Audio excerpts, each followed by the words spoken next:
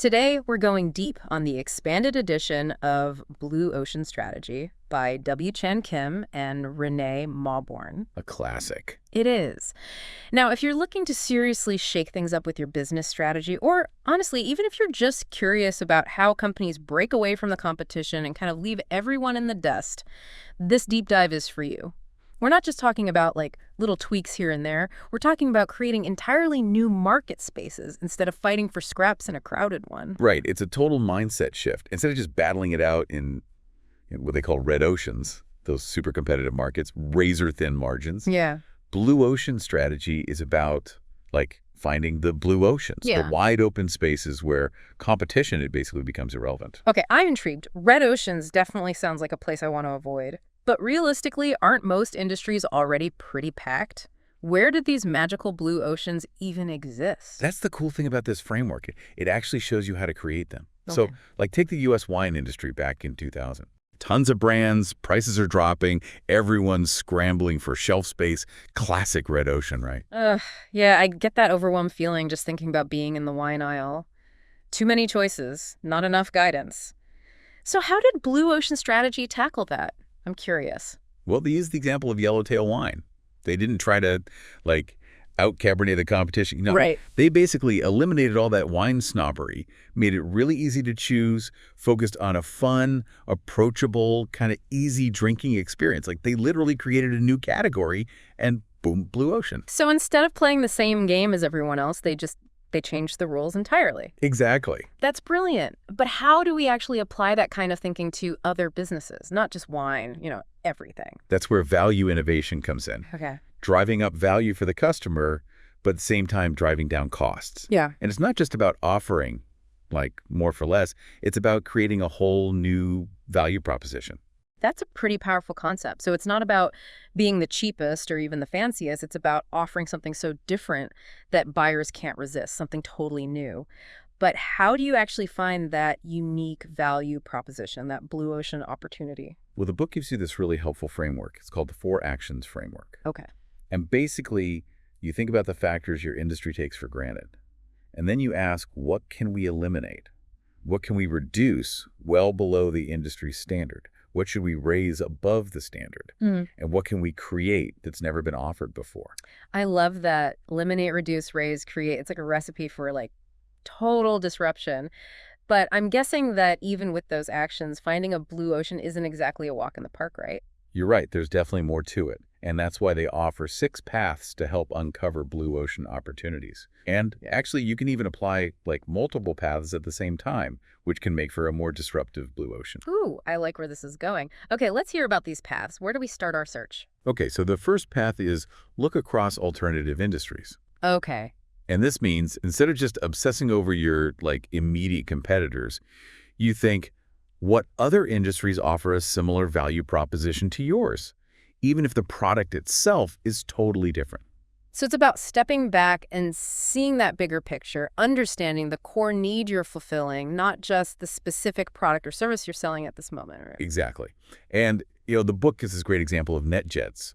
So instead of going head-to-head with airlines, they looked at the corporate jet market. Interesting. And they were like, hey, what if we offer the benefits of private jets, but to a way wider customer base? Yeah. So they created this thing called fractional jet ownership, and bam, a new blue ocean was born. I love that example. Okay, so we've broken free from our industry blinders. We're looking across the landscape. What's the next path? Path 2 is to look across strategic groups within industries. So think about the different tiers or segments within your market and ask yourself, why do customers trade up or down between them? Okay, so by understanding those subtle differences between different offerings, you're saying we can spot opportunities to create a new category that maybe bridges the gap or even attracts customers who wouldn't normally consider what we're doing. You got it. Think about Curves, the women's fitness chain. Yeah. They saw that a lot of women felt intimidated by traditional gyms. So what do? They created this low-cost, time-efficient, really supportive environment. A total blue ocean that catered specifically to that underserved market. Okay, I'm sensing a pattern here. Understanding those nuances of the market, the subtle reasons why people choose one thing over another, and then using that knowledge to create a totally new solution. Yeah. Awesome. And speaking of changing perspectives, the third path encourages you to look across the chain of buyers. Right. And this one is all about challenging who your target customer really is. Yeah. It's about understanding the entire chain of people who are involved in that whole decision-making process. That's a good point. So it's not just about the person who's actually like signing the check, but also about the influencers, the users, anyone who has a stake in the outcome. Exactly. And sometimes shifting your focus to a different link in that chain, it can really unlock a whole new blue ocean. Take, for example, Novo Nordisk, the insulin producer. Okay. They shifted their focus from doctors to diabetics, the people actually using it. Yeah. And by doing that, they created a blue ocean by developing these more user-friendly insulin delivery systems. Oh, wow. That's such a good example of how, like, changing your perspective on the buyer can lead to, like, game-changing innovation. Okay, 3 paths down, 3 more to go. What's next on our blue ocean treasure map? All right, path 4 is looking across complementary products and service offerings. Yeah. So think about the customer's whole journey. What are the pain points they experience before, during, and after using your product? Okay. And then can you eliminate those pain points through, complementary offerings? So it's about thinking beyond the core product or service and offering like a more holistic solution that actually addresses all the customer's needs at every stage. Love it. Give us an example. Okay, think of Dyson vacuum cleaners. Okay, yeah. By eliminating the need for bags, they addressed a major pain point for customers. Right. And not only did this solve a problem, it actually allowed them to charge a premium price. The bagless vacuum, a true classic. It's amazing how such a seemingly like simple innovation can create a whole new market. Absolutely. And building on that idea of challenging assumptions, Path 5 encourages you to look across functional or emotional appeal to buyers. So many industries just get stuck in a rut, competing solely on functionality or emotion. Yeah. But what if you could do both? So like breaking down those arbitrary barriers, you're saying that instead of just being like super functional, we can add a touch of emotion or vice versa. Exactly. Think about Apple's iTunes. Okay. They took the very functional world of digital music downloads and made it emotional, intuitive, even fun. They totally transformed how we experience music. That's so true. I remember when iTunes first came out, it was such a revelation. Like they made buying and listening to music so much easier and more enjoyable. Okay, 5 paths to blue ocean discovery. What's that final path? Okay, the final path is maybe the most challenging, but also the most rewarding. It's called look across time. Ooh. This path encourages you to think, how will trends over time affect my industry and create new customer needs? Okay, so it's about being forward thinking, like anticipating those shifts in the market and how consumer behavior is changing. I can see how that would be incredibly valuable, but also really difficult to do well.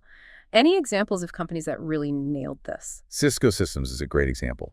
They saw the internet coming. And I don't mean just in a casual way. Right. They saw the need it would create, and they built the routers and switches that form the backbone of the internet. Yeah. They literally enabled the digital age. Wow, talk about a blue ocean. They didn't just ride the wave, they created the wave. But I imagine that level of foresight is pretty rare. It is, but that's why this path is so crucial. Even if you can't perfectly predict the future, by understanding those forces that are at play and thinking about how they might shape your industry, you can start to position yourself for success in the long term.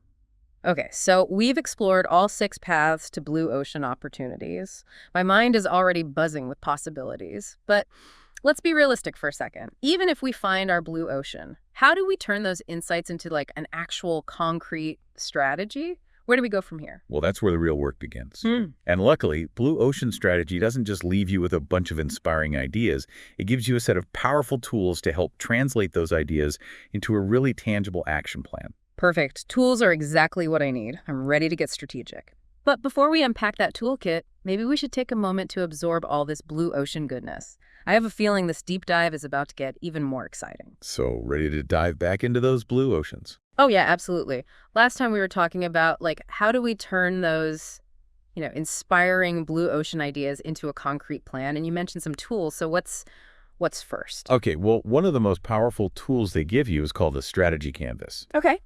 And basically, you could think of it like a visual map.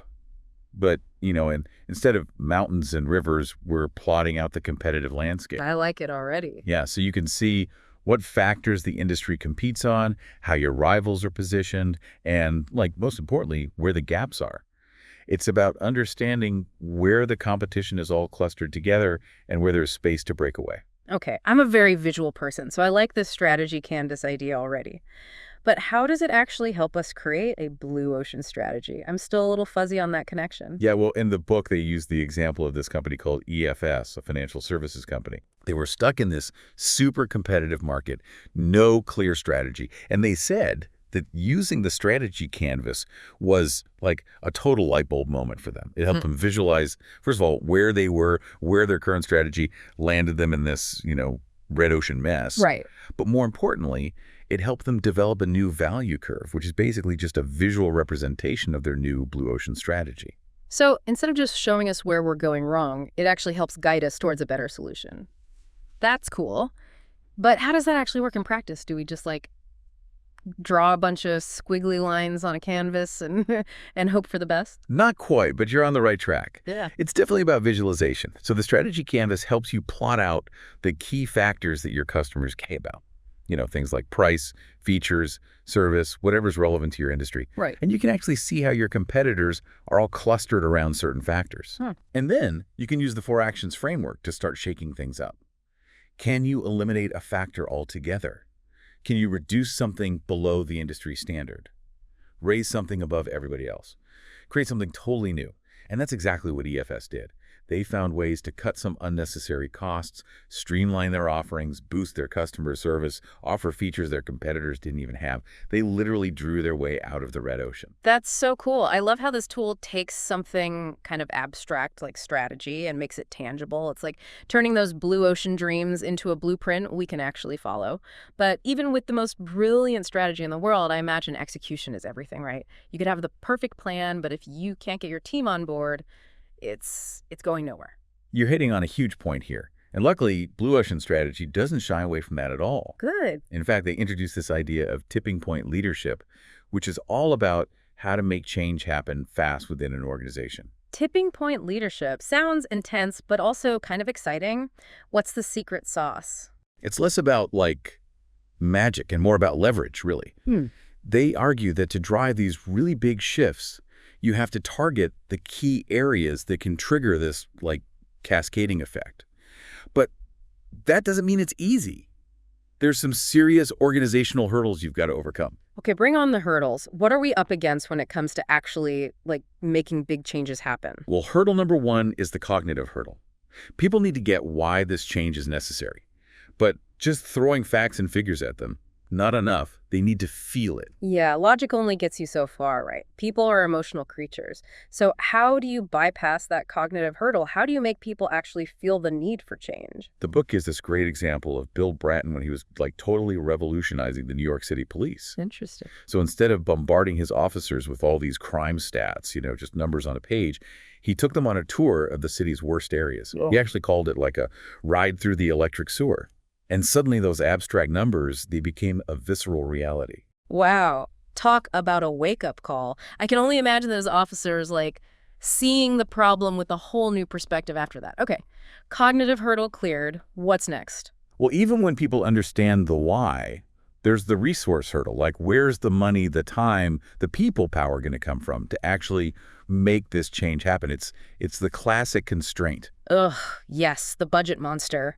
I'm guessing Blue Ocean Strategy has some, clever advice for slaying that beast. They do. And they really encourage us to think outside the box here. So instead of just fighting for a bigger slice of the existing pie, what can you reallocate? What internal trades can you make? Are there partnerships that could unlock resources that you wouldn't have otherwise? It's about being resourceful, not just demanding more. I like that. It's like playing strategic resource Tetris. Exactly. Okay, 2 hurdles down. What's number 3? Hurdle number 3 is the motivational hurdle. So even with resources in place, you need people to actually be excited about this new strategy. How do you get buy-in from the team? How do you make them feel like this is their blue ocean to conquer, not just something being forced upon them? Right. The classic challenge of getting everyone rowing in the same direction. It can feel impossible sometimes. How do you actually create that kind of shared vision, that sense of ownership? Well, Kim and Mauborgne suggest focusing on what they call the kingpins. Kingpins. Yeah, the people within the organization that have this outsized influence. And they say if you can win them over, the ripple effect can be huge. It's about targeting your efforts strategically, not just trying to convince everyone all at once. Okay, that makes sense. Focus your energy where it'll have the biggest impact. Mm. All right, 3 hurdles down, 1 to go. What's the final obstacle standing between us and blue ocean bliss? All right, the final hurdle is the political hurdle. Yeah, I know. Every organization has its own, power dynamics, unspoken rules, and any big change is going to ruffle some feathers. So how do you navigate that minefield without blowing yourself up? Ugh, office politics, my least favorite game. This is where things get messy. What's the blue ocean strategy take on, how to survive this one?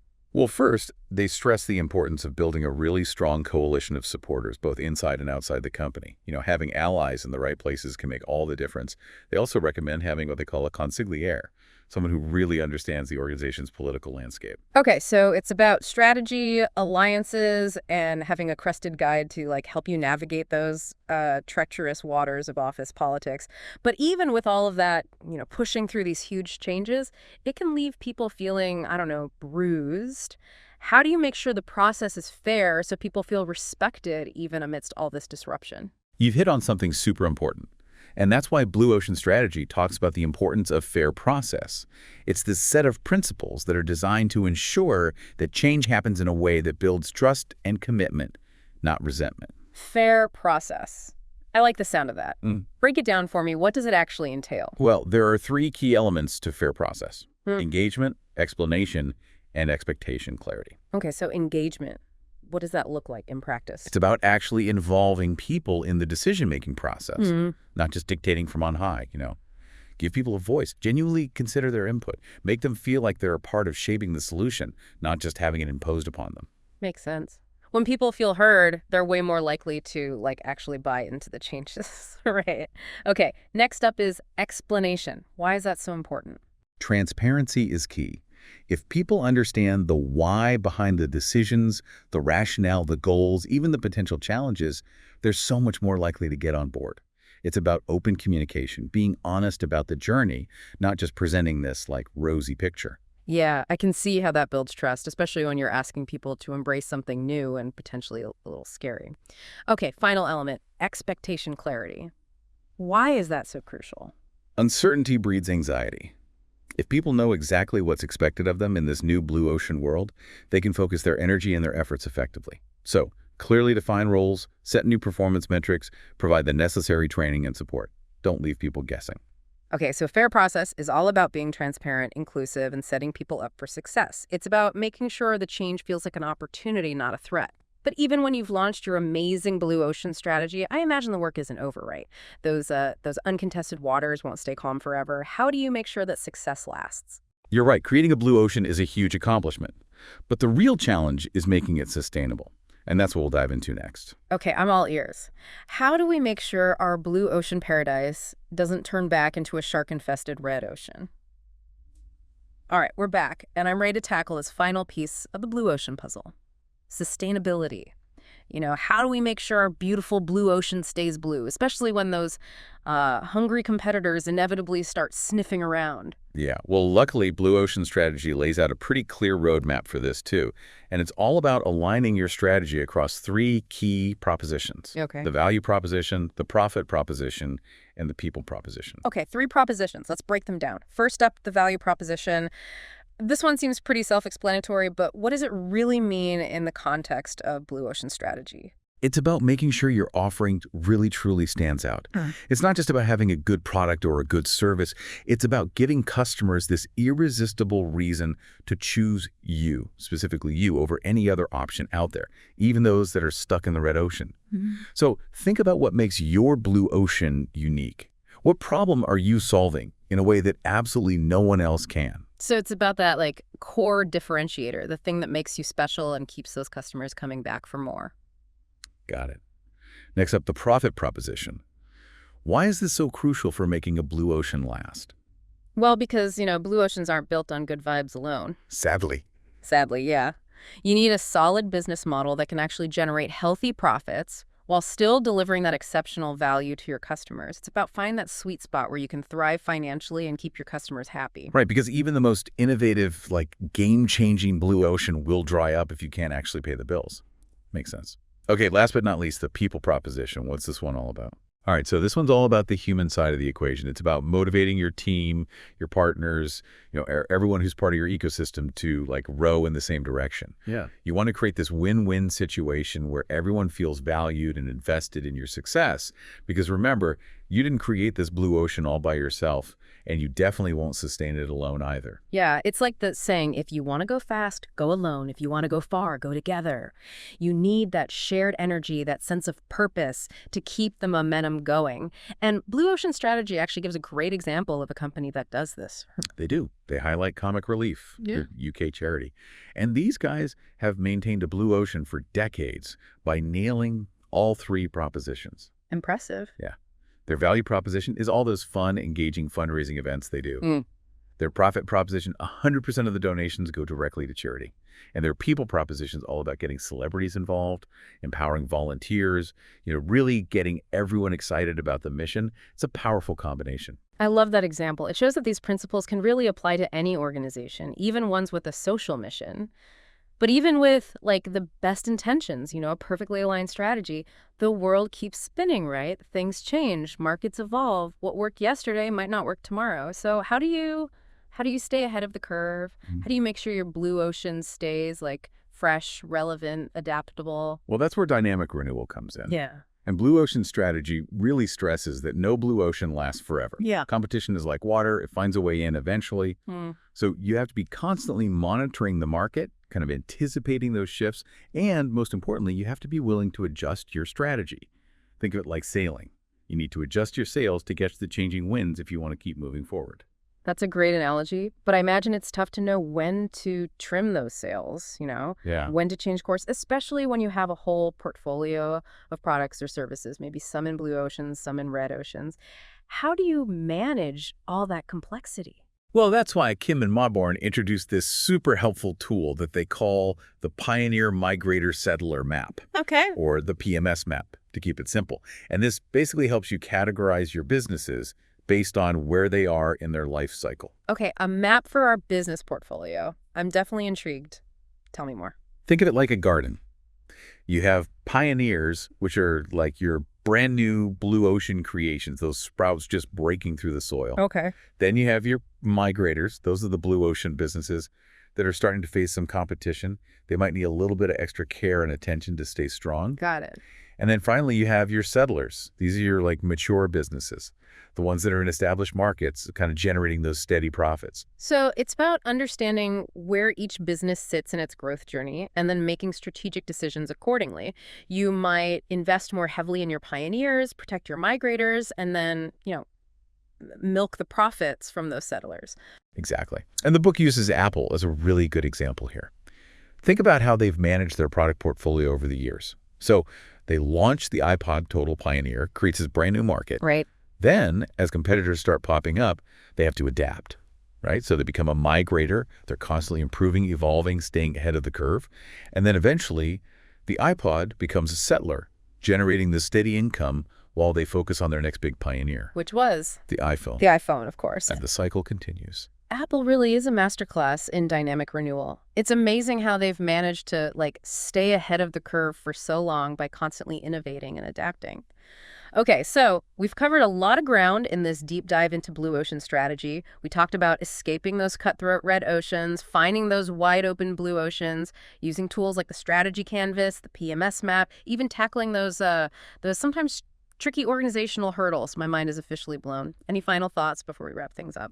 I think Blue Ocean Strategy just offers such a powerful toolkit for anyone who's really looking to break free from those constraints of competition and create something new and lasting. Whether you're, a seasoned entrepreneur, a leader within a huge company, or even just someone with a side hustle that you're super passionate about, these principles can really help you achieve incredible things. I totally agree. It's a reminder that we don't have to just accept the status quo. We can create our own opportunities. We can find those uncontested spaces and make a real impact. But I think it's also important to remember that Blue Ocean Strategy isn't just about, business success. It's really about a mindset shift. Absolutely. It's about embracing innovation, challenging assumptions, and just constantly striving for that leap in value.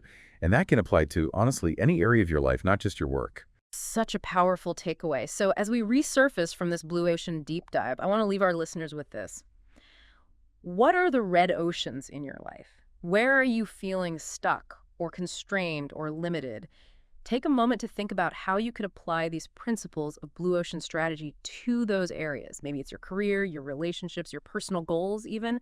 Where can you create your own blue ocean? Remember, the power to create change, it really lies within each of us. So don't be afraid to challenge the rules, think outside the box, and find those uncharted waters. Who knows what amazing possibilities are out there just waiting to be discovered. Well said. And on that inspiring note, thank you for joining us on this deep dive into the world of blue ocean strategy. Go forth and create your own blue oceans.